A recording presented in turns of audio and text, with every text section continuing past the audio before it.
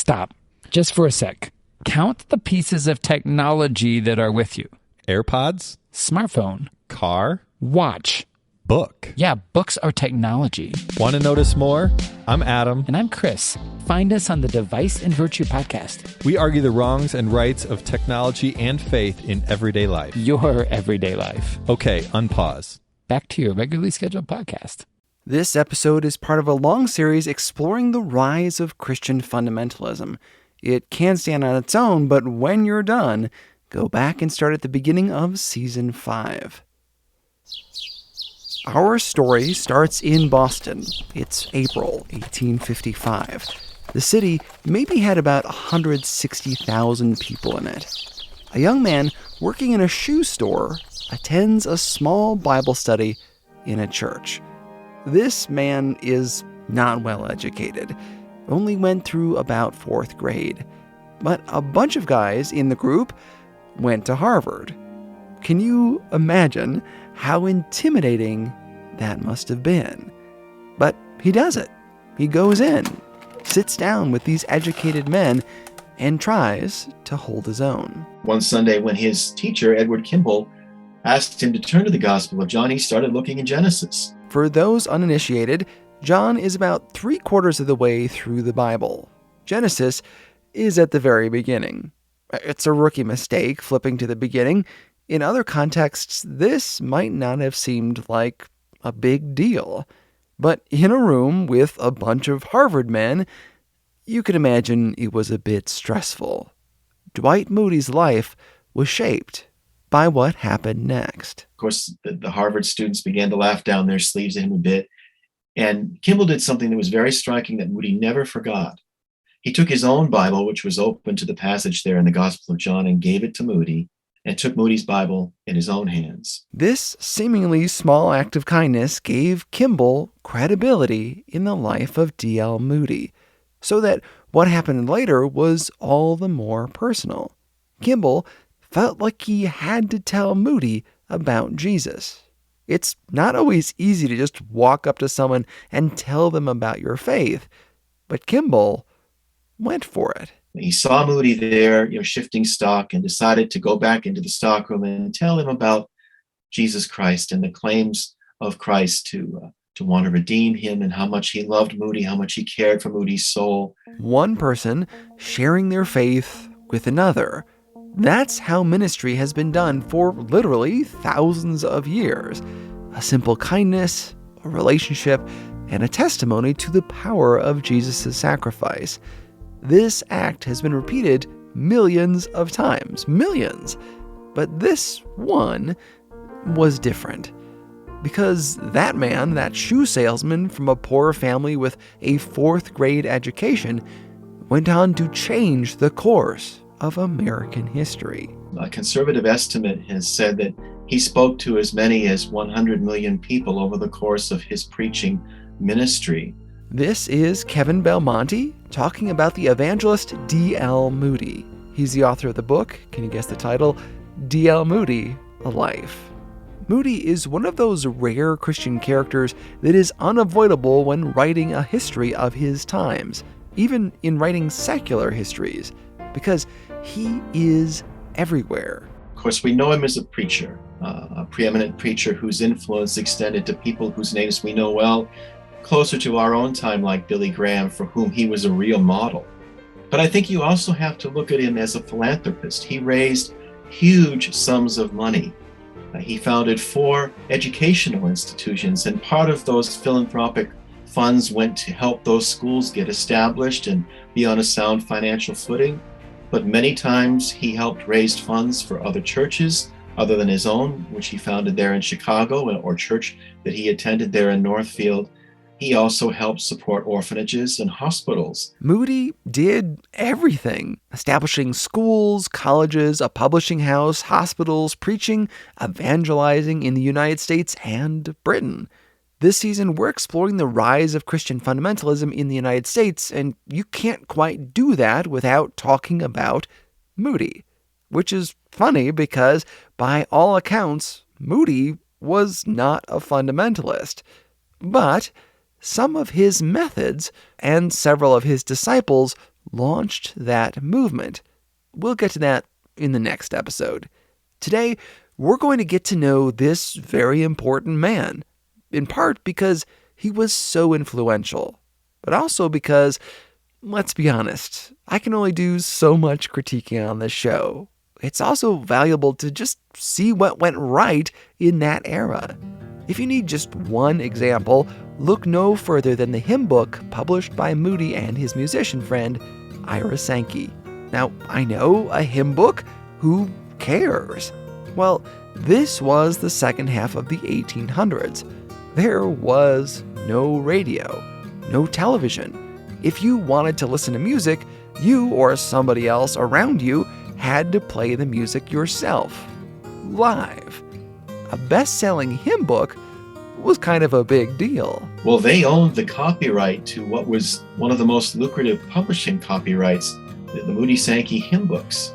Moody had published that at his own expense, so he and Sankey had the copyright, but they refused to touch a penny of it.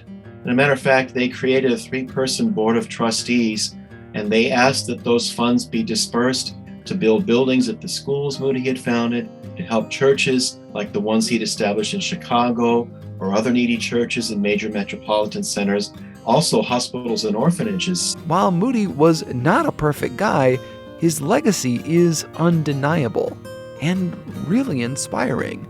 We often cover hard stuff on this show. Today, let's celebrate the legacy of a man who raised the bar on what a man of God could be. You're listening to the show that uses journalistic tools to look inside the Christian church. We press pause on the culture wars in order to explore how we got here and how we can do better. I'm Chris Staron, and this is Truce.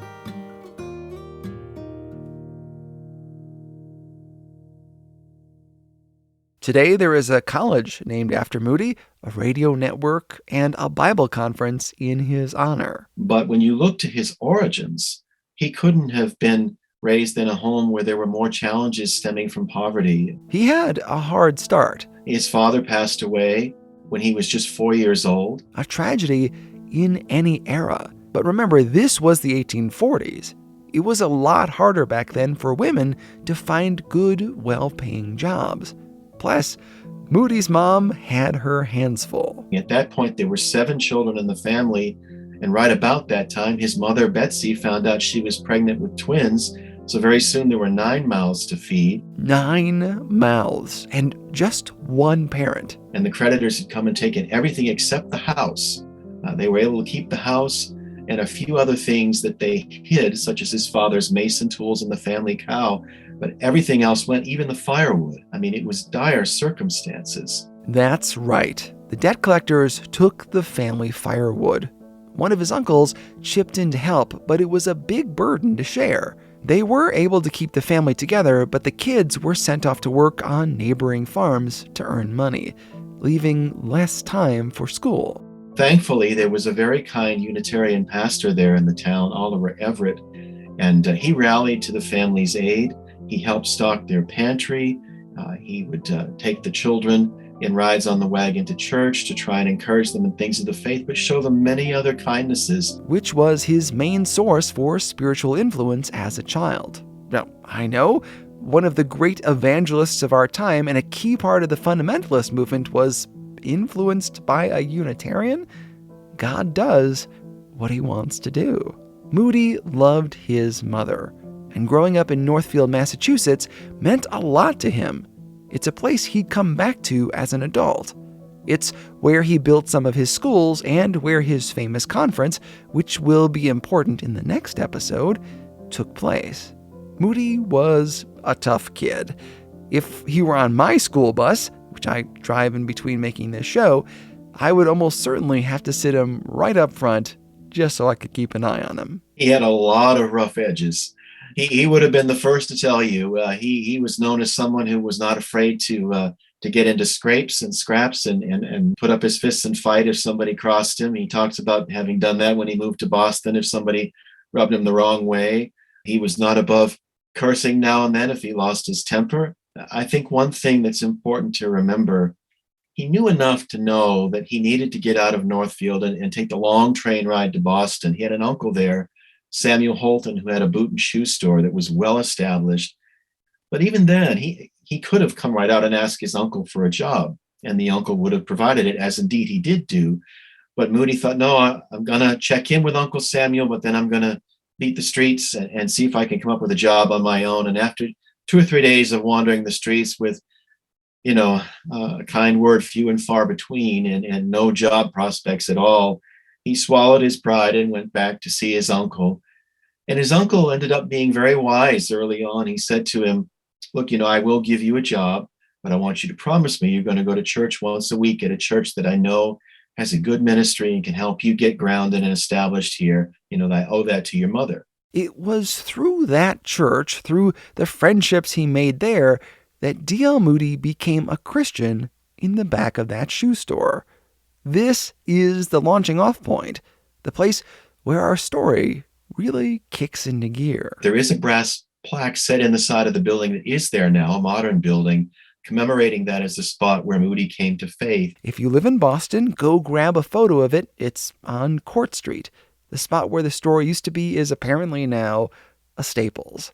With his newfound faith, Moody was on fire. I think a lot of times today, we think people have to have a little bit of seasoning, a little bit of training, get a little bit of biblical literacy under their feet and understand, what it's like to be a Christian and to walk the Christian life a while before we begin to get our feet wet in opportunities for service. And there's wisdom to that, to be sure. But I think Moody's instinct was really born of a deep sense of gratitude for what God had done for him. After all of his success on the East Coast, Moody moved to Chicago to pursue his fortune. At this time in his life, in his late teens, he was very focused on making money. He moved to Chicago to up his game as a salesman. And Moody was so trusted. He went on these traveling tours to purchase stock and bring it back to the store, to represent wares at trade shows.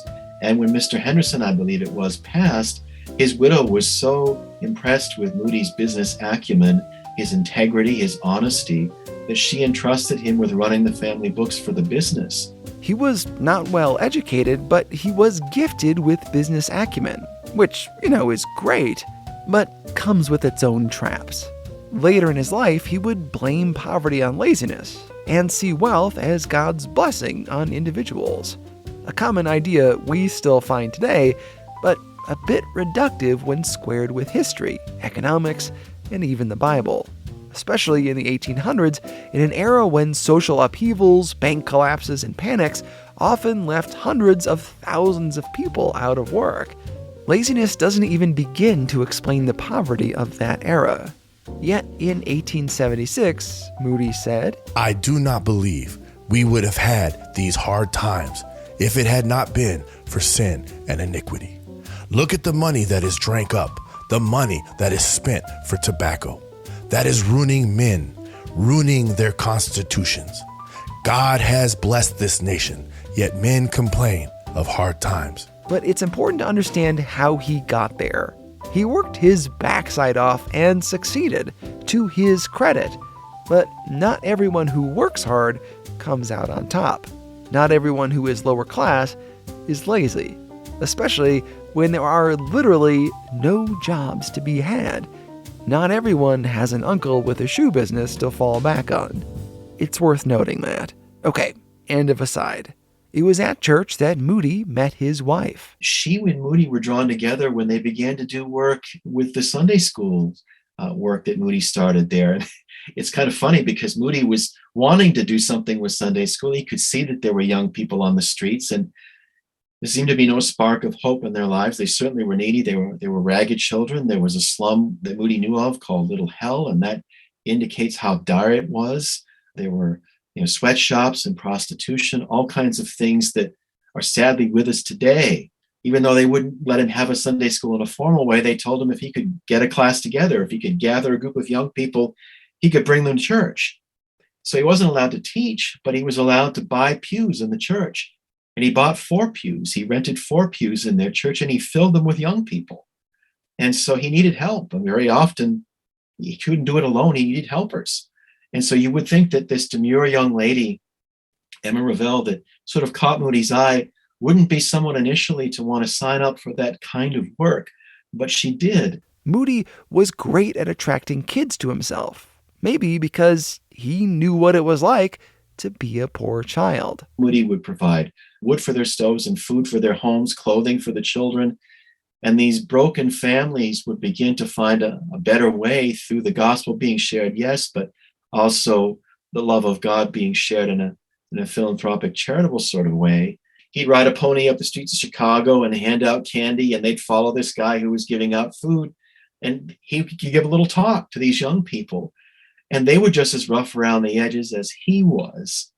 And I think he overcame his initial shyness and reluctance by saying to himself, they're not that different than I was. I can speak to people like this. I can get my feet wet. He gained practice in sharing the gospel, starting with kids and then asking others for advice about talking to other age groups.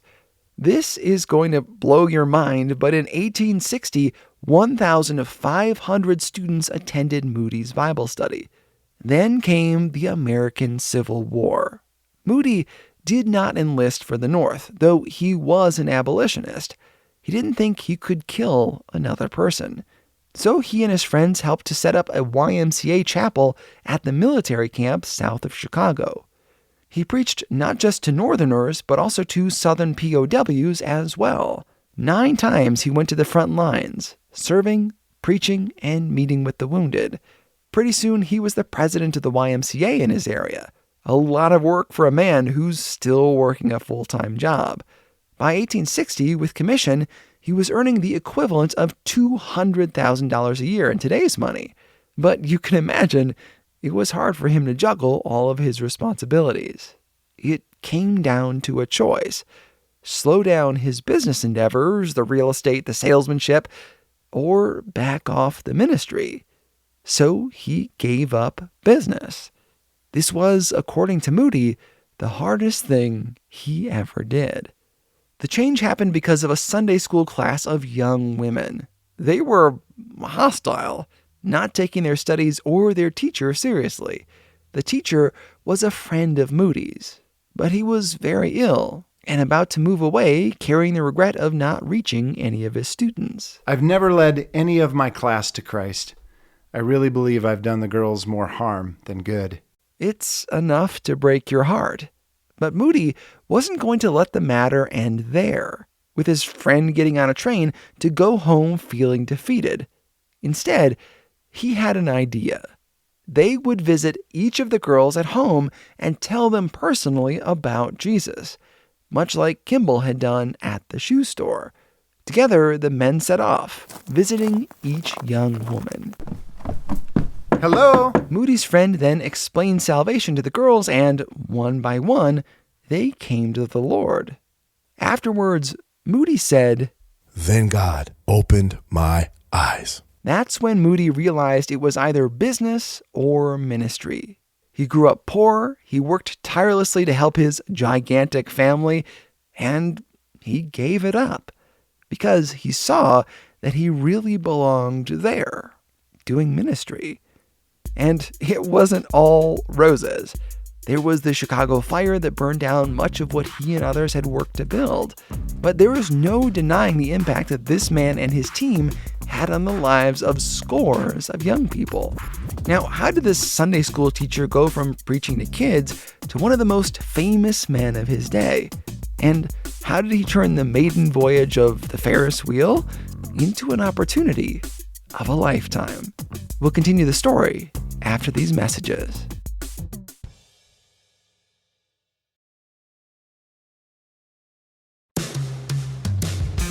This episode is brought to you in part by He Gets Us, a national campaign bringing the story of Jesus to every zip code. As Christian leaders, you are the hands and feet of God.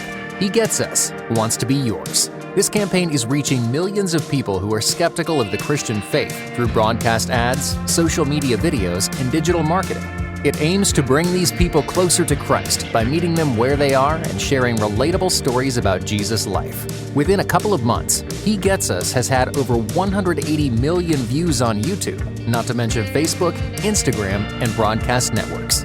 Visit HeGetsUsPartners.com to learn more.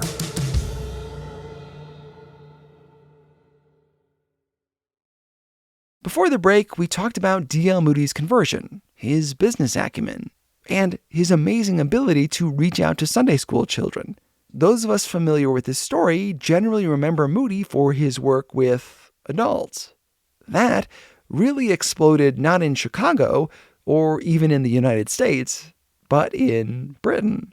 For a start, he knew who C.H. Spurgeon was. And Moody was a big fan, Spurgeon being one of Europe's most influential preachers of the day. And today, really, he's still widely read in some Christian circles.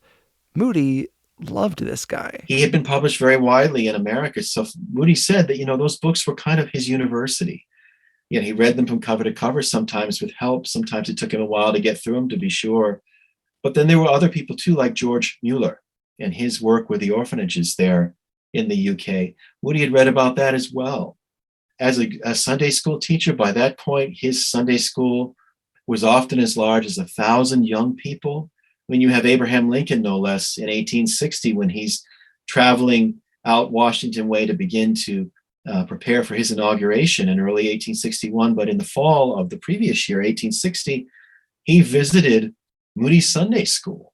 I mean, it was that big of a thing. It had begun to win that kind of attention. So Moody had a certain celebrity when he took ship to go abroad and visit Emma's relatives. She was British and had cousins and close relations over there. So it was partly a family thing.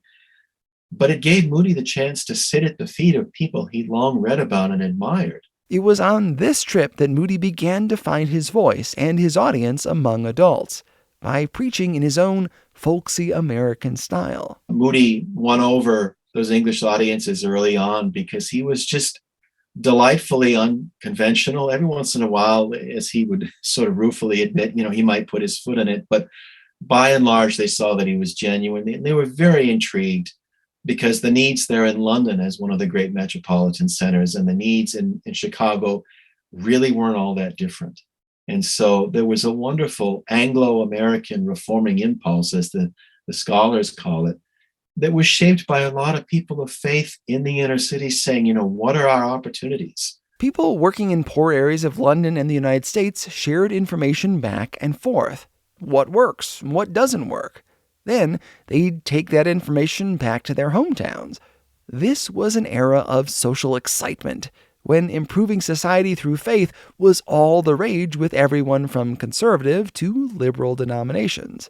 It was while in Britain that Moody met Harry Morehouse, someone who was going to have a big impact on his preaching style, though he didn't know it at the time. And Moody was decidedly unimpressed with this young Irishman that he met, who wanted very much to come to Chicago and talk. And you get the sense from Moody's descriptions of their early meeting that he was just sort of following Moody around. Morehouse was a former pickpocket turned Christian, and Moody is reported to have said, "Well, if you should ever be in Chicago, come down to my place and I will give you a chance to preach." Thinking, of course, that would be the end of it. Nope. Morehouse showed up in Chicago just when Moody was about to embark on a trip. Moody said, look, give him a chance to speak at one of the evening meetings. If he's not any good, then, find a polite way to just, have him take a seat in the congregation. But you guys go ahead and take care of it. I need to go out on this trip and let me know how he gets out. This kid wouldn't leave him alone. So he kindly put Morehouse in the care of his staff and left on his trip. It turns out that this young man was an incredibly gifted speaker who knew the Bible backwards and forwards and who talked with a deep pathos and a very moving pulpit presence about the love of God. Which may not seem like a big deal, but that's not really the tone that was struck in those days, and it made a big impression. And this was in contradistinction to a lot of the fire and brimstone fare that so often is associated with the Victorian era. Morehouse's sermons, he spent a week, I think it was, talking about John 3:16, and people were flocking to hear him speak. And Moody was dumbfounded. He realized, and he admitted, he said he was sorry. He completely misjudged this young man. That kind of thing really changed the character of Moody's ministry. Morehouse's preaching encouraged Moody to become a stronger student of the Bible. He collected stories, how Scripture impacted normal people, and embarked on a lifelong habit of regular Bible study.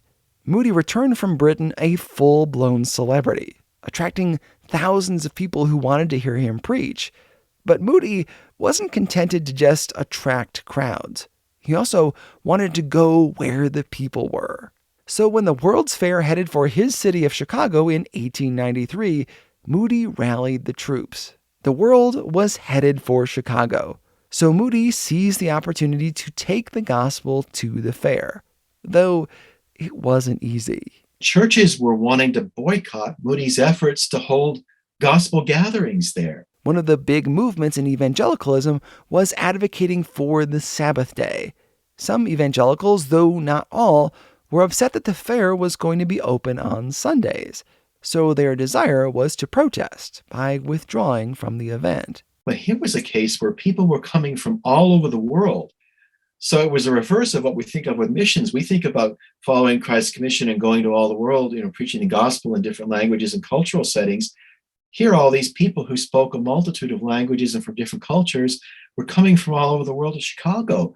Moody didn't have to go anywhere. He was right there. Why turn your back on the world when it's in your backyard? Moody teamed up with various organizations and rented large venues across the city and held gospel meetings. One circus tent meeting held 15,000 people on the grounds of the fair itself. They didn't do it out of a sense of pride, but I think they just realized it would be poor stewardship, to say the least, if we didn't try and take advantage of this very unique opportunity to commend the gospel. And so you have Moody speaking. But also folks like A.J. Gordon, who went on to found Gordon College, a future fundamentalist who was in Moody's orbit. This team went on to preach to untold numbers of people from all over the world throughout the fair, despite some of the early objections. It's one of the things that is so admirable about the ministry of Moody. He didn't hesitate to do the right thing even when there was pushback. On top of his success in Britain and with the World's Columbian Exposition, Moody also set his sights on education. He returned to the location he was very fond of, his hometown of Northfield, Massachusetts. It was all farmland. The campus eventually there in Northfield, which was contiguous to Moody's home and his birthplace, was about 200 acres, maybe a little better than that, maybe 225 acres, but a lot of it was open farmland. They built a seminary, and classes began in 1879. Then came the Mount Hermon School in 1881 and the Northfield Bible Training School in 1890, teaching boys, girls, and seminarians right there in his hometown. And that's not all. Northfield became a focal point for Christian conferences that attracted college-age students, something that is going to play into our next episode. The ministry initially began with young people very much in focus and their families. There were games and events. College students from schools like Yale brought their banners and competed in sporting competitions, took part in meals, and had times of prayer and devotion. Yes, they had gospel gatherings. Yes, there was wonderful music by not only Ira Sankey, but Fanny Crosby, that wonderful hymn writer who wrote so many classic hymns. Blessed Assurance is one of the ones that comes to mind. So there was a flowering of music, and the finest speakers in the country would come. And not just Moody himself, but he was always very happy to let someone else have the platform and sit in the front row and take notes when friends like F.B. Meyer would speak. People who were very well educated from the universities would come, who were people of Christian conviction, and share. Many of us know Moody now for his legacy he left in Chicago. The Chicago Bible Institute was established for people who might be too old for college and never attend a formal university. It opened in 1889 and was later renamed the Moody Bible Institute. That plot of land in Chicago would go on to house a publishing house. In those days, trashy dime store novels were available all over the city for cheap. Moody wanted to offer the people better fare, including works by his beloved Charles Spurgeon at just 15 cents a copy, offering an alternative to the romance and crime page-turners of his day. Chicago was also the home of what would become Moody Radio, a network of stations across the country. The name Moody has been associated with spreading the gospel far and wide to people of all shapes, sizes, and backgrounds. He traveled the world, and his publications and future radio ministry went further than he could ever imagine. But he also set a pattern for future fundamentalists. Mailing lists, a private publication house, Christian colleges, these would become the tools for the fundamentalist movement that wouldn't really begin until another 20 years after his death. Now, he didn't invent that model, but he honed it, and future fundamentalists copied it. We don't have time to cover all of his campaigns, how he crossed the oceans, held rallies like everywhere in the United States. It was a lot. A lot. And Moody preached until just before his death. His final message in Kansas City is said to have reached 15,000 people. Let any man get an invitation from President McKinley to go down to the White House to some banquet. There is not a man here but would consider it a great honor to receive such an invitation. But only think of the invitation that I bring tonight. It comes from the King of Kings. It was a simple message anyone could understand. Also, it's interesting that he mentioned McKinley. Do you know who ran against McKinley for president? William Jennings Bryan. Now, Moody didn't vote for Bryan, but he admired his ability, and both of them at this time were popular speakers attending Bible conferences. Moody's last sermon came between Bryan's first and second attempts for the presidency. Feeling ill, Moody did not finish his campaign. Moody died December 22nd, 1899. He was 62 years old. In the next episode, I'll talk about the many streams that fed out of Moody's life and how they impacted the fundamentalist movement. After talking with Kevin Belmonte, though, I was convinced that this episode had to focus on the good stuff, the character and tenacity that led D.L. Moody to battlefields, a World's Fair, and the other side of the ocean to spread the good news about his Savior. His life led to the education of countless numbers of students, many from poor families. His ministry gave hope to untold millions, and he gave much of the proceeds to build new ministries or help more people. In an age when celebrity preachers show off their fancy shoes and cars, Moody feels to me like a breath of fresh air.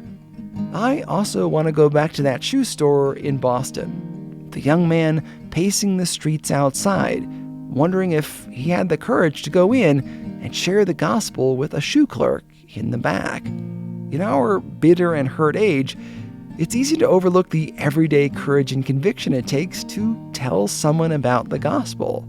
Sometimes we're even tempted to mock the notion of telling someone that Jesus died for them. But think about what sprouted from that man's faithfulness.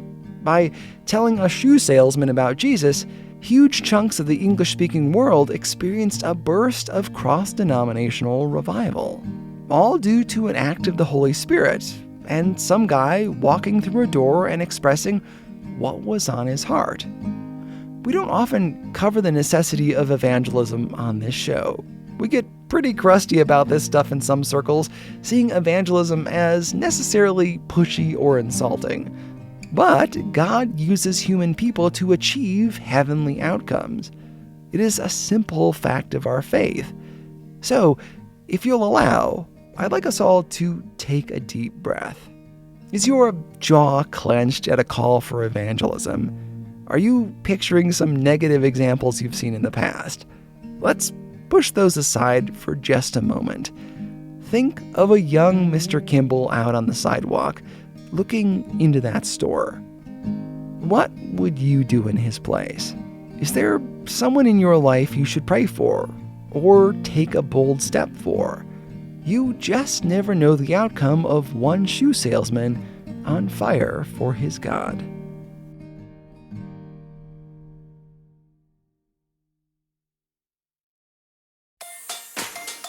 Special thanks to Kevin Belmonte. His book is D.L. Moody, A Life, published by Moody Publishers. Thanks to Janice Todd there, who connected me with our guest today. Thanks also to the patrons of this show. By giving a little each month, you help me tell these big, sweeping stories. And you'll gain access to a special bonus I made with Kevin Del Monte, who tells me about some of the other things he likes to talk about. I won't give it away. Sign up to help at patreon.com/Truce Podcast. Truce is listener supported. Right now, only about 2 to 3% of listeners give anything to help this project continue. To give you an idea of how this show is made, I read Kevin's book in between shifts at work. I proofread this script while waiting for the wrestling team to finish practice, and while sitting in a cold school bus in Riverton, Wyoming. And I recorded this episode between shifts as a school bus driver. Imagine what I could do if I were better rested, or if I could focus on the project. It would be so great. Visit trucepodcast.com/donate for more information. Thanks also to everyone who gave their voices to this episode. Eric Nevins of the Halfway There podcast, Jerry Dugan from the Beyond the Rut podcast, Carl Klemmer, and Michelle and Shay Watson of the Lipstick and Pencils podcast. God willing, we'll continue this story in 2 weeks. Subscribe to the show so you get every new episode as it's released. Truce is a production of Truce Media, LLC. I'm Chris Staron, and this is Truce.